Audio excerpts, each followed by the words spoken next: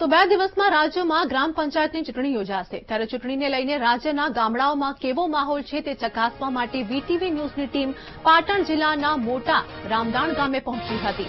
મોટા રામદાણ ગામમાં અત્યાર સુધી સમરસ ગ્રામ પંચાયત થતી હતી, પરંતુ આ વર્ષે યુવાનોએ ચૂંટણી યોજવાનું નક્કી કર્યું છે। અત્યાર સુધીમાં ગામમાં અનેક વિકાસ કાર્યો થયા છે, પરંતુ કેટલાક કામો હજુ અધૂરા છે। ગામમાં આરોગ્ય કેન્દ્રની ખાસ જરૂરિયાત છે, કારણ કે હાલનું આરોગ્ય કેન્દ્ર ભાડાની મકાનમાં કાર્યરત છે, તો ગામમાં અમુક વિસ્તારમાં જ રસ્તાની કામગીરી થઈ છે। ઠાકોર લોકોના વિસ્તારમાં સાફ સફાઈનો પણ અભાવ જોવા મળી રહ્યો છે, તો ગામના મુખ્ય રસ્તાઓ પર વીજળી માટે થાંભલા તો નખાયા, પરંતુ વીજ જોડાણ ન કરાયું હોવાથી લાઇટ થતી નથી, તો પીવાના અને સિંચાઈનું પૂરતું પાણી પણ મળી રહ્યું નથી। ત્યારે હવે પછી ચૂંટાઈને આવનાર સરપંચ ગામનો યોગ્ય વિકાસ કરે તેવી ગામ લોકો આશા સેવી રહ્યા છે।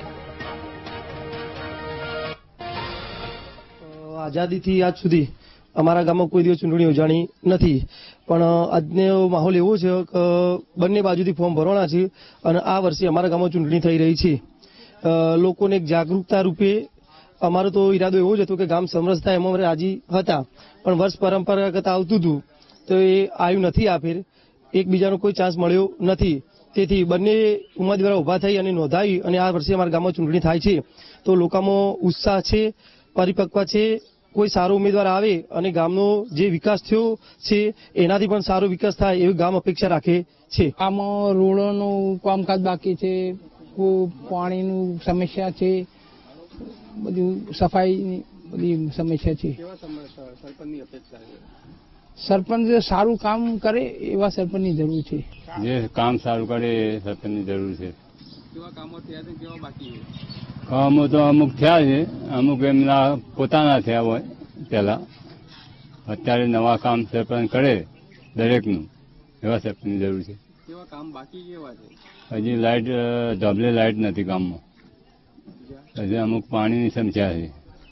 જે બોરવાળા છે ચલાવવાળા એમના ક્ષેત્રમાં પાણી ભરાય, બીજાને પાણી આવે જ નહીં, પેશો પીવા જ ના મળે। સારા સરપંચની કામ કરે ને એવા સરપંચની અપેક્ષા છે। કામ તો 50% સારા થયા ને 50% થયા નથી। એક સોલારની અમારે તોબલાઈની જરૂર છે, પછી એક સરકારી દવાખાની જરૂર છે। અમારા ઠાકોરમાં કચરા જે સાફ સફાઈ બરાબર થતી નથી, પછી અમારા ઠાકોરમાં જે છે ને એમાં રોડનું થોડું ઘણું બાકી કામ છે એ થતું નહીં।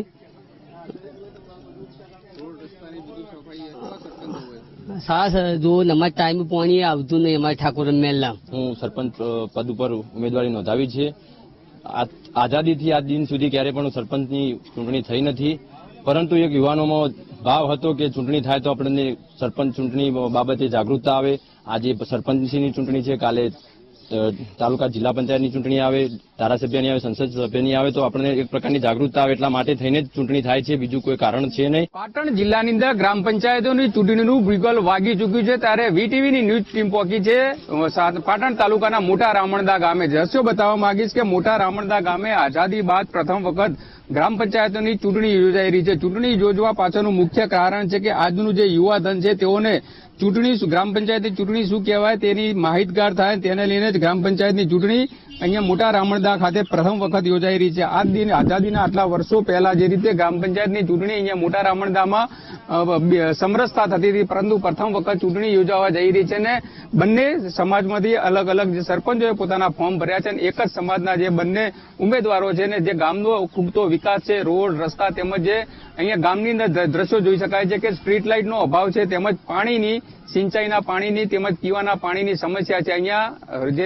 ગામની અંદર ઇલેક્ટ્રિક થાંભલાઓ તો નાખી દેવામાં આવ્યા છે, પરંતુ તેની અંદર વીજ જોડાણ બાકી છે, એટલે કે આવનારો કોઈ પણ સરપંચ હશે તે ગામનો વિકાસ કરે એવા હેતુથી અત્યારે ગ્રામ પંચાયતની ચૂંટણી યોજાવા જઈ રહી છે। અને બીજી બાજુ જે બંને ઉમેદવારો છે પોતે હૈયા ધારણા આપી છે કે જે પણ સભ્ય ચૂંટણીની અંદર સરપંચ તરીકે ચૂંટાઈને આવશે તેઓ ગામનો વિકાસ કરે તેવી ગ્રામજનોની અંદર પણ હૈયા ધારણા જોવા મળી રહી છે। એટલે કહી શકાય કે ગામની અંદર અનેક વિકાસના કામો તો થયા છે, પરંતુ જે પાયાની સુવિધાઓ હોય છે કે રોડ રસ્તા તેમજ સ્ટ્રીટ લાઇટનો અહીંયા અભાવ છે, અને આગામી સમયમાં જે બંને પણ ઉમેદવારની અંદરથી કોઈ પણ ઉમેદવાર સરપંચ બને અને ગામનો વિકાસ કરે તેવી ગામ લોકો અત્યારે માંગ કરી રહ્યા છે।